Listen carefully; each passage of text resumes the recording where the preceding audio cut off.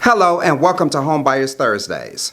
Join us each week as we explore the intricacies of the real estate world, providing innovative solutions to help you achieve homeownership, even if you're dealing with challenges related to credit or verifiable income. Join us each week for valuable insight and guidance. I'm David Washington, and I am super thrilled to be your guide through the ins and outs of the home buying process. If you've ever thought that homeownership was out of reach, think again. In this episode, we're going to explore some innovative strategies that can be the key to unlocking the door to your dream home. But before we get started, please don't forget to like, subscribe, and share. Give us a thumbs up if you're finding this information helpful. So without further ado, let's jump right in. Buying a home with less than perfect credit or without traditional income sources can seem like a daunting task. But fear not. Today, we're going to discuss some creative and proven methods that can make homeownership a reality for you.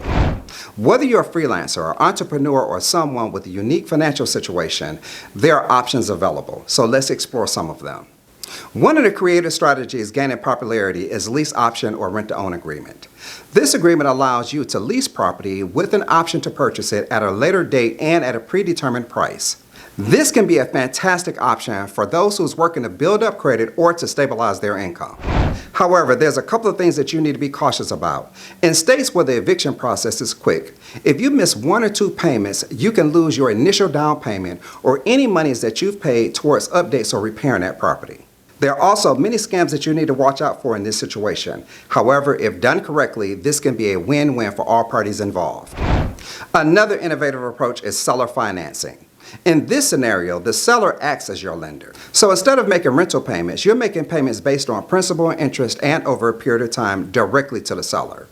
You're also responsible for property taxes, homeowners insurance, as well as the upkeep of the property itself. In some states, this is known as contract for deed, and others is called land contract.